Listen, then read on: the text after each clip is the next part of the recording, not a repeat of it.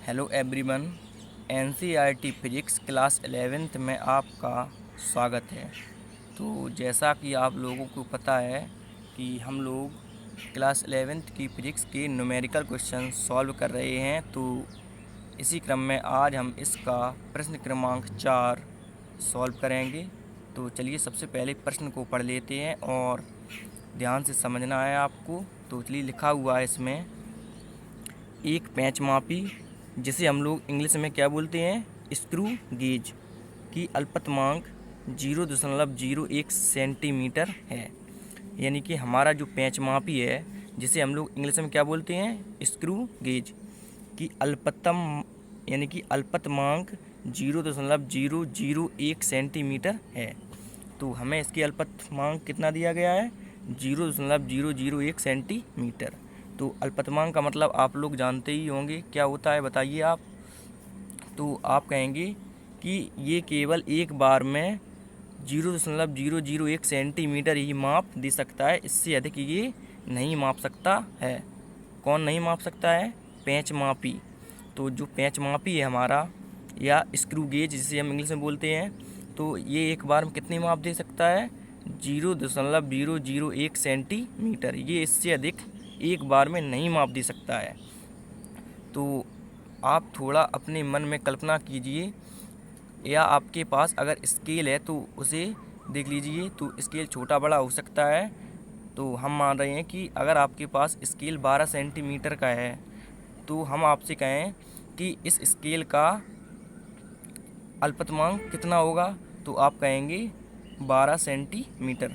क्योंकि जो आपका स्केल है 12 सेंटीमीटर का, वो एक बार में केवल 12 सेंटीमीटर ही माप सकता है, इससे अधिक नहीं माप सकता है। तो यही अल्पतमांक का मतलब होता है। तो चलिए अब आगे पढ़ लेते हैं। तो लिखा हुआ है, इसके द्वारा किसी तार का व्यास 0.225 सेंटीमीटर मापा जाता है। तो जो हमारा ये पेंच मापी है जिसकी अल्पतमांक कितनी है, 0.001 सेंटीमीटर, तो उससे क्या नापा जाता है, किसी तार का व्यास 0.225 सेंटीमीटर मापा जाता है।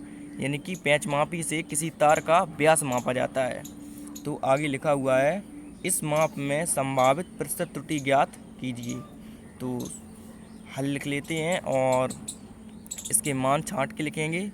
तो हमने लिखा हल, और हमें अल्पतमांक दिया गया है पेंच मापी का, तो जैसे हम क्या बोलते हैं, निरपेक्ष मान भी बोलते हैं। तो चलिए लिख लेते हैं। तो अल्पतमांक, या क्या बोलते हैं इसे, निरपेक्ष मान। तो आपके समझने के लिए मैं दोनों लिख देता हूँ ताकि आप कंफ्यूज ना हो। तो जिसे हम किससे प्रदर्शित करते हैं, डेल्टा ए। तो ये कितना दिया गया, 0.001 सेंटीमीटर। आप समझ रहे होंगे। तो डेल्टा ए, या यहाँ पे देख लीजिए व्यास दिया गया है, तो व्यास को हम सेंटीमीटर में नाप रहे हैं। तो एक प्रकार की ये हमारी लंबाई हो जाएगी। तो आप यहाँ पे एल भी प्रयोग सकते हैं, एल का भी प्रयोग कर सकते हैं ए के स्थान पे। तो यहाँ पे डेल्टा एल हो जाएगा। और ये क्या दिया गया है, हमें व्यास दिया गया है। आगे पढ़ेंगे अगर हम प्रश्न को। लिखा हुआ है, इसके द्वारा किसी तार का व्यास। तो ये व्यास यानी कि ये क्या है, हमारा वास्तविक मान है। तो वास्तविक मान जिसे हम क्या किससे प्रदर्शित करते हैं, ए से प्रदर्शित करते हैं। तो वास्तविक मान में हम डेल्टा का प्रयोग नहीं करेंगे, हम अल्पतमांक या निरपेक्ष मान में ही डेल्टा का प्रयोग करेंगे। अगर आप यहाँ पे एल का प्रयोग करेंगे तो यहाँ पे एल हो जाएगा, और यहाँ पे अगर ए है तो हमने ये यहाँ पे ए लिया है।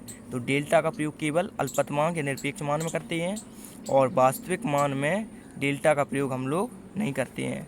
तो अब आप समझ गए होंगे। तो ये हमें कितना दिया गया है, वास्तविक मान। तो ये देख लीजिए 0.225 सेंटीमीटर। और आगे प्रश्न को पढ़ते हैं। लिखा हुआ है, इस माप में संभावित प्रतिशत त्रुटि ज्ञात कीजिए। तो प्रतिशत त्रुटि हमसे पूछा गया है।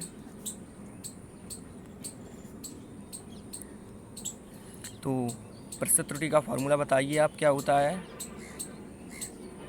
तो चलिए फॉर्मूला देख लेते हैं हम। तो फार्मूला हमारा कुछ इस प्रकार होता है, प्रतिशत त्रुटि बराबर डेल्टा ए बटे ए गुणित 100।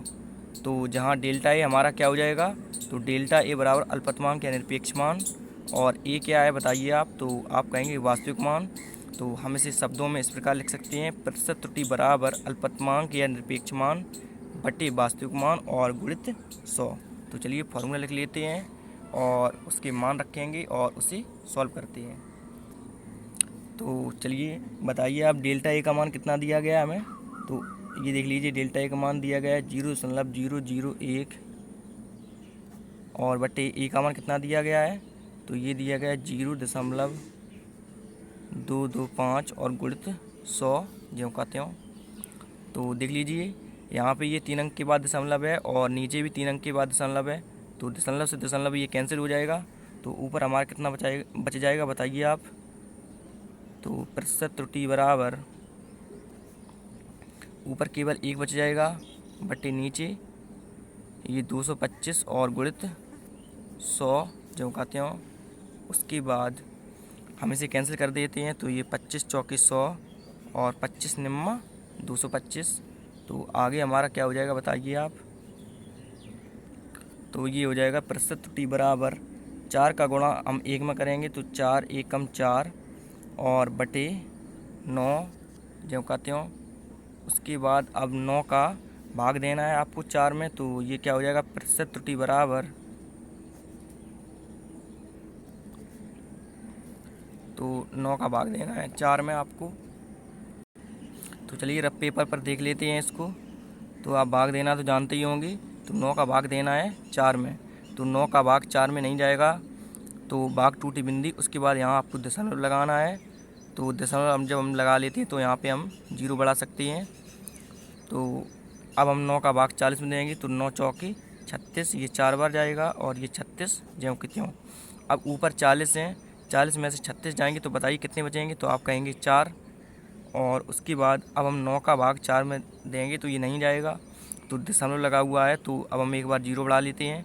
अब हम 9 का भाग 40 में देते हैं, तो 9 चौके 36, तो ये 36 हो जाएंगे। और 40 में से ये 36 जाएंगे तो कितना बचेगा बताइए आप, तो फिर से ये हमारा 4 बच जाएगा, तो दशमलव लगा हुआ है, तो हम एक 0 बढ़ा लेंगे और 9 का भाग 40 में फिर से हम देंगे, तो 9 चौके 36। तो अब आप अगर देखें तो 40 में से हम 36 को कम करेंगे तो कितने बचेंगे, फिर से ये 4 बच जाएगा। तो इसी प्रकार से ये 0.444 आता रहेगा, तो ये हमारा हो जाएगा कितना 0.444। चलिए लिख लेते हैं, तो 9 का भाग 4 में देंगे तो कितना आएगा 0.444। तो चूँकि ये प्रतिशत में है तो हमें यहाँ पे प्रतिशत का साइन भी लगाना है इसमें, आप समझ गए होंगे। तो चलिए अब आप इसका स्क्रीनशॉट ले लीजिए। तो ये है आपका पहला शॉट और इसके बाद इसका भी ले लीजिए आप। तो आशा करता हूँ कि यह प्रश्न आपको समझ में आ गया होगा। तो इसी क्रम में अब हम आगे सॉल्व करेंगे। Thank you.